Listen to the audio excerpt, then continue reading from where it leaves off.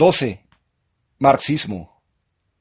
La filosofía política de Karl Marx, 1818 a 1883, es acorde con su materialismo histórico, completada por el materialismo dialéctico de Friedrich Engels, 1820 a 1895.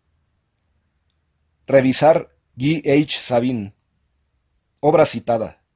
Páginas 545 a 578. J. Corpsey. Karl Marx. N. L. Stroh. J. Corpsey. Obra citada. Páginas 754 a 778. N. Bobbio. Obra citada. Páginas 168 a 181. A. McNair. Marx. N. M. Craston. Obra citada. Páginas 115 a 125. Marx propone un socialismo comunista. Su base es una interpretación materialista de la historia, muy atenta a la infraestructura económica. Pero también adopta la dialéctica hegeliana, solo que no idealista, sino realista, pues la historia avanza por contradicciones, por fuerzas reales. Por ejemplo, una tesis es el comunismo individualista primitivo. Su antítesis es el capitalismo y la síntesis es la sociedad comunista ideal. La economía determina el tipo de sociedad política. En la economía marxista son básicas dos partes, la teoría del valor y la de la plusvalía. Frente al valor de cambio resalta el valor de uso, que es el valor real de un producto, siendo el otro muchas veces ficticio. El valor de un producto es proporcional a la cantidad de trabajo que requirió en la sociedad. La plusvalía es el excedente de trabajo con la que se queda el patrono y no va al obrero. Es la diferencia entre lo que recibe el trabajador y el valor de su trabajo. Es, en definitiva, con lo que lo explota el capitalista. Como los patrones capitalistas incrementan la plusvalía por el gran número de horas de trabajo y la poca paga, eso aumenta la explotación, la opresión y la dependencia. Por eso el marxismo proponía que el Estado tuviera los medios masivos de producción, de modo que ya no existieran las clases. Revisar R. Garadoy. Introducción al estudio de Marx. México. Era. 1975. Tercera edición. Página 103 y siguientes, así como 162 y siguiente. L. Salazar. Política y verdad en el pensamiento de Marx. En L. Aguilar y C. Iturbe. Compiladores. Obra citada. Páginas 85 a 94. G. Gutiérrez. Marx. Weber. Política y poder. Obra citada. Página 95 a 108. Y es que en la concepción marxista de la historia ha habido una constante lucha de clases entre explotadores y explotados. Ahora los capitalistas y los proletarios. Estos últimos viven de malvender su trabajo a los capitalistas, pues es lo único que tienen. Por eso no tienen nada que perder y mucho que ganar si se unen para luchar contra aquellos. De esa manera se llegará al ideal marxista de una sociedad sin clases. Esa sociedad queda como ideal, como verdadera utopía. Es el comunismo. Será una sociedad en la que se supere el antagonismo entre el hombre y la naturaleza, ya que por el trabajo se habrá naturalizado al hombre y humanizado a la naturaleza. En ella no sólo desaparecerán las clases, sino también el Estado, ya que todos se reunirán libremente para trabajar por el bien común. La dinámica de ese proceso consiste en lograr primero un socialismo, en el que cae el capitalismo y se establece la dictadura del proletariado, para llegar después al comunismo perfecto. 13. Mill. Lo principal de la teoría política y social de John Stuart Mill, 1806 a 1873, está expuesta en sus obras sobre la libertad, 1859. Consideraciones sobre un gobierno representativo, 1861, y el utilitarismo, 1863. Revisar J. M. Gullay, Ideas morales de J. Stuart Mill, en H. Tyne, Stuart Mill, Buenos Aires, Americale, 1944, páginas 59 y siguientes. En Sobre la libertad, Mill se pregunta qué cosas afectan solo a la vida privada y qué cosas afectan a la vida pública. El Estado solo puede intervenir en cosas que afecten el interés público. Eso da a las personas el máximo de libertad al que tienen derecho, siempre que no afecte la libertad de los demás. Una sociedad así deja amplio margen para las diferencias personales, y esa es para Mill una sociedad buena y libre. Pero no define propiamente la libertad. Lo más cercano a una definición es que la única libertad que merece este nombre es la de buscar nuestro propio bien, por nuestro propio camino. En tanto, no privilegiemos a los demás del suyo o impidamos esforzarse por conseguirlo. Sobre la libertad, 1, página 41. Revisar J. S. Mill, Sobre la libertad, Madrid, Sarpe, 1984. Hay un aspecto positivo. La individualidad de la persona es irreprimible. Y otro negativo. Hay que poner una restricción a esa libertad, que es la libertad de los demás.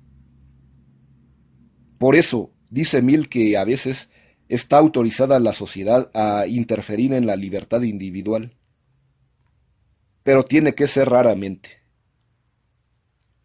Hay un principio de la protección de la libertad, el único fin por el cual es justificable que la humanidad, individual o colectivamente, se entrometa en la libertad de acción de uno o cualquiera de sus miembros.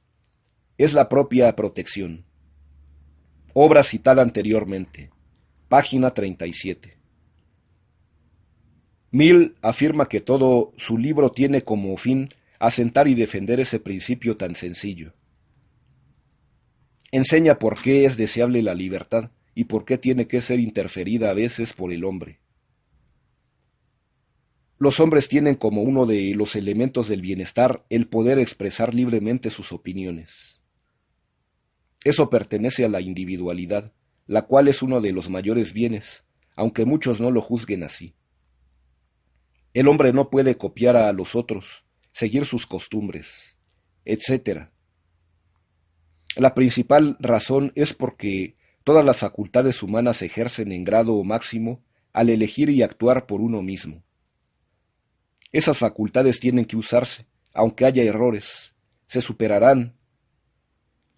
Son los resultados que hacen más propiamente humano al hombre. Mill promueve la diferencia, y esto está bien. Se opone a la homogeneización. Dice que no confunde la individualidad con la peculiaridad ni la rebeldía. Solo promueve la excentricidad en el sentido de la búsqueda de la propia individualidad.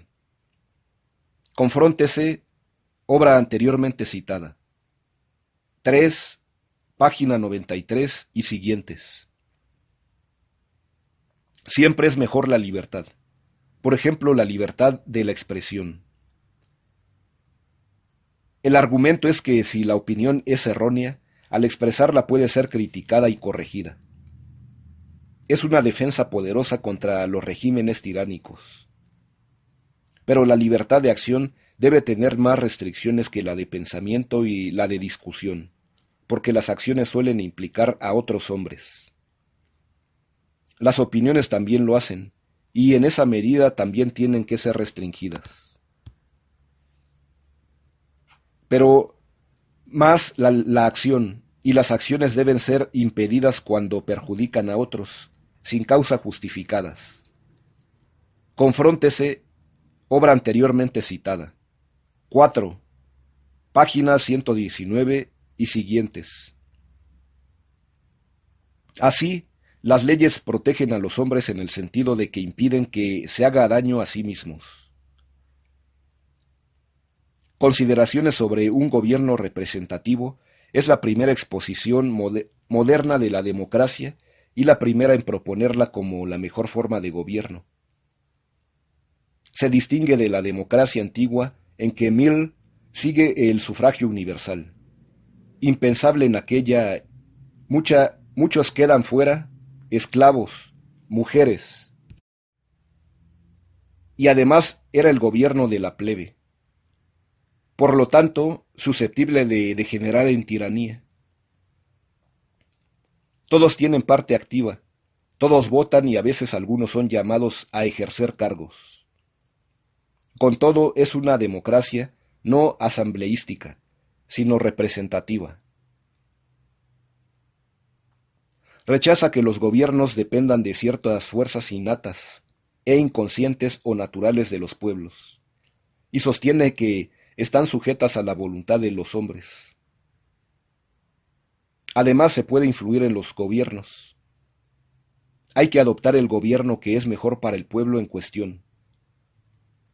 Incluso, aun cuando la democracia representativa es el mejor régimen posible, no se puede aplicar a todos los pueblos. Tiene que aceptarlo y estar preparado para llevarlo a cabo.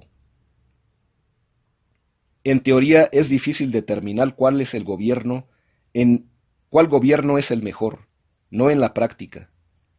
En teoría es el mejor el que mejor cumpla los fines para los que fueron establecidos los gobiernos. Requiere ciertas virtudes conforme a los objetivos.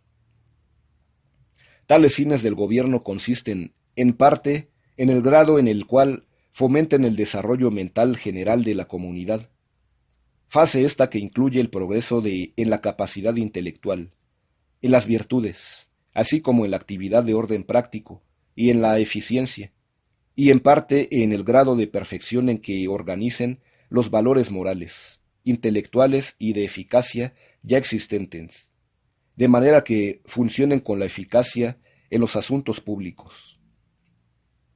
Consideraciones sobre un gobierno representativo. 3. El mismo del gobierno representativo. En el mismo de la libertad del gobierno representativo. La esclavitud femenina. Madrid, Tecnos, 1965. Mill tiene como prototipo de persona el que trata de perfeccionarse continuamente a sí mismo. Desarrolla sus energías intelectuales y morales. Será individualista en buen sentido y verdaderamente libre. Este tipo de carácter tiene como mejor impulsor el autogobierno. Lo hace no ser conformista ni pasivo, porque trata de participar en el gobierno. El participar en el bien común le hará ser un hombre mejor y más educado. Tanto su mente como su moral mejorarán, pues superará el egoísmo y favorecerá a los demás. Procurará la utilidad de los otros, el bienestar ajeno. Se le hace sentir que es parte del público y que todo lo que sea para beneficio de éste redundará también en su provecho. Obra citada anteriormente. 3. Como el autogobierno hace sentir que el individuo trabaja para sí mismo al trabajar para los demás, es el mejor gobierno. La democracia es el autogobierno, pero como sólo podría explicarse, en cuanto tal a una ciudad pequeña, lo mejor es un autogobierno representativo o una democracia representativa. Y es que la democracia, en un sentido original, del gobierno del pueblo por todo el pueblo, es imposible. La democracia como se concibe por lo común y como se ha practicado hasta ahora, es el gobierno del pueblo entero por una simple mayoría del pueblo, representado parcialmente. Obra citada anteriormente. 7. De ninguna manera es justo ignorar a las minorías. Estas deben ser representadas adecuadamente. Por medio del voto tiene que darse una representación proporcional de los partidos. El número de representantes que cada uno ha de tener en una asamblea legislativa será de acuerdo con la proporción de votos logrados por ellos. Eso es una representación proporcional. Esto es al revés de lo que se da en los Estados Unidos. La tesis de Mill se muestra como justa, porque deja que las minorías estén representadas, y no solo los ganadores. Hay otras formas menos justas y más eficaces. Pero la representación proporcional parece favorecer la inestabilidad de los gobiernos, pues la división de los votos dificulta tomar ciertas decisiones necesarias. Según Mill, no debe gobernar el organismo representativo. El gobierno debe residir en alguien, pues los organismos son incompetentes en la administración. Un hombre puede decidir más fácilmente que un grupo. El grupo tiene como única misión ayudar a deliberar. La asamblea representativa solo es para deliberar. Para Mill, todos los hombres son ciudadanos y tienen derecho al sufragio. Solo se excluye los niños, los analfabetas y los que viven de la caridad pública. Tal vez da por supuesto que también los criminales. Las mujeres sí tienen sufragio. Para Kant, el sufragio se gana promoviéndose de ciudadano pasivo o dependiente a activo o independiente. Para Mill se otorga para que sirva de medio educativo. Sería injusto negar a alguien el voto, y además estaría siempre descontento. Obra citada anteriormente. 8. Pero, aunque todos tienen derecho al voto, no todos los votos son iguales. A algunos se les tiene que autorizar votar 2 veces, como votantes más cualificados, con mayor influencia. Debe otorgarse según la educación superior o la capacidad mental, aunque no por motivos accidentales, como las propiedades. En El utilitarismo de 1863 expone el punto fundamental de Mill de una política centrada en la utilidad. Explica que el utilitarismo, como lo han expuesto desde Epicuro hasta Bentham, no es el solo placer, sino también lo conveniente a la sociedad en otros planos. El utilitarismo. 2. Revisar el mismo. El utilitarismo. Madrid, Aguilar, 1962. Tercera edición. Establece la siguiente definición del utilitarismo. El credo que acepta la utilidad o principio de la mayor felicidad como el fundamento de la moral. Sostiene que las acciones son justas en la proporción con que tienden a promover la felicidad, e injustas en cuanto tienden a producir lo contrario de la felicidad. A lo que añade, la multiplicación de la felicidad es, según la ética ordinaria, el objeto de la virtud. Ofrece, además, argumentos muy interesantes, solo indirectos, para hacer aceptable el utilitarismo. Y acaba relacionando la utilidad con la injusticia, de tal modo que el bien común de la sociedad es entendido en términos de la utilidad, pero no individual, sino de la comunidad, por lo menos de la mayoría. Obra citada anteriormente. 5. Hemos visto cómo en la época moderna se pierde el ideal analogista o analógico de la filosofía política, plasmado en la justicia como igualdad proporcional y de atribución. Se tiende más hacia la univocidad. representada por el absolutismo político, que confiere al gobernante un poder omnímodo, precisamente para salvar de la equivocidad o del desorden. Bodino, Grocio, Hobbes, Spinoza, Locke y Hegel son los que más han exhibido este univocismo político, e incluso otros autores que dan la apariencia de equivocidad, como Maquiavelo y Rousseau, que con su relativismo ético dejarían la justicia fragmentada en relación con la voluntad del individuo, ya sea monarca o ciudadano. Encuentran la manera de reducir esa fragmentación, encaminándola hacia la univocidad por medio de conceptos como la razón de Estado y la voluntad general del pueblo. Sólo podría hablarse de algo de analogismo en Montesquieu, atento a las diferencias de los pueblos, sin caer en el relativismo. Kant, que trata de huir del univocismo, aunque sin caer en el equivocismo. Tocqueville, que se esfuerza por concordar la igualdad y la libertad en la democracia. Marx, que intenta aplicar la dialéctica al juego de las causas finales. Y Mill, que procura la felicidad de los individuos sin renunciar a la de la colectividad. Aunque, como ha resultado patente, son esfuerzos que no lograron plenamente ese cometido de llegar a la analogicidad en la política.